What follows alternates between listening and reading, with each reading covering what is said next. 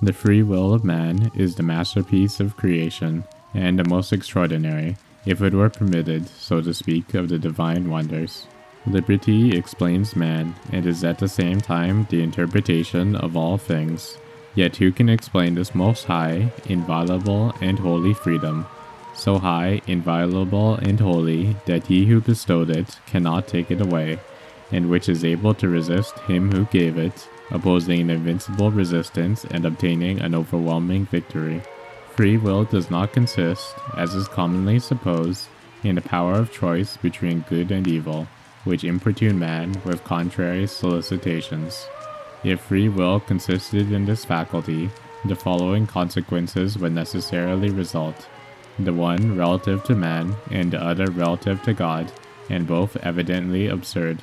The consequence respecting man would be, that the higher the degree of excellence he attained, the less free he would become, as he could not advance towards perfection without becoming subjected to the influence of good, and he could not yield to the sway of truth without removing himself from the rule of evil.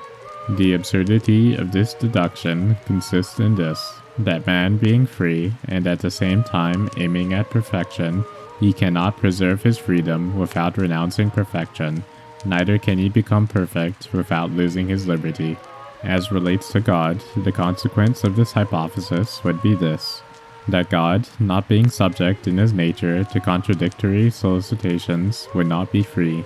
If freedom consisted in the full power to choose between opposing solicitations, and if, according to this supposition, he must have the power to choose between good and evil, between sanctity and sin, in order to be free, then there exists, between the nature of God and liberty thus defined, a radical contradiction and an absolute incompatibility.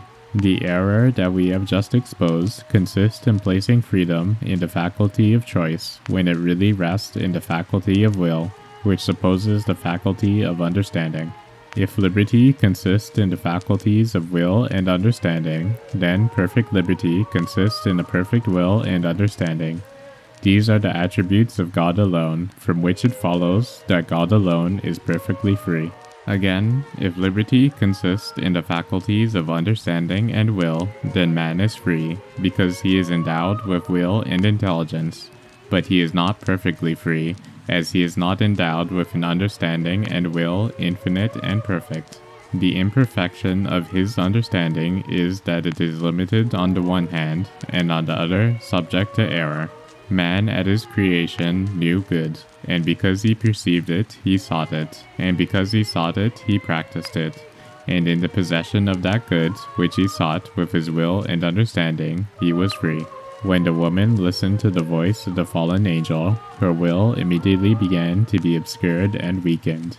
She ceased to rest on God, who had hitherto been her stay, and she experienced in consequence a speedy downfall. It was then that her freedom, which consisted in the exercise of will and understanding, was enfeebled.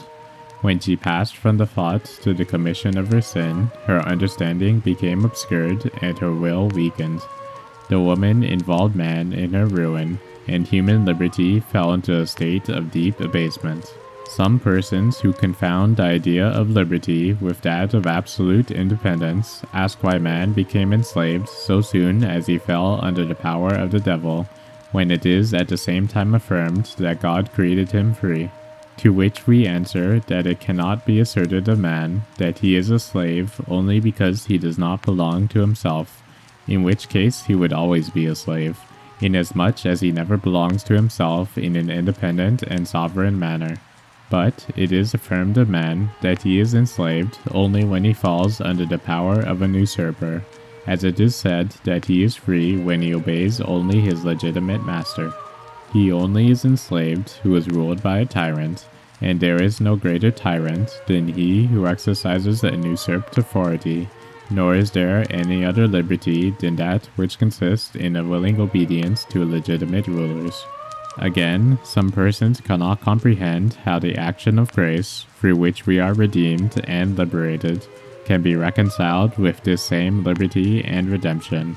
It appears to them that in this mysterious operation, God is the sole agent, and man is passive. This is an entirely erroneous opinion, because it is necessary that God and man concur in this great mystery, God working and man cooperating. For this reason, God does not usually impart more grace than is needed to assist the will. Fearful of oppressing it, he is contented with inviting it with the most loving request. And when the loving will of man, who listens to this invitation, is joined to the loving will of God, who calling him rejoices and rejoicing calls, then through the sweet concurrence of wills does the grace which was sufficient become successful. If the above is true, it is certain that the faculty of choice bestowed upon man, far from constituting a necessary condition of freedom, endangers liberty, since through it arises the possibility of a renunciation of good, and a falling into error, of a denial of God, and of a subjection to tyranny. All the efforts of man, with the assistance of grace, should be directed to the keeping of this faculty under, so that he may even lose it, if possible, by inaction.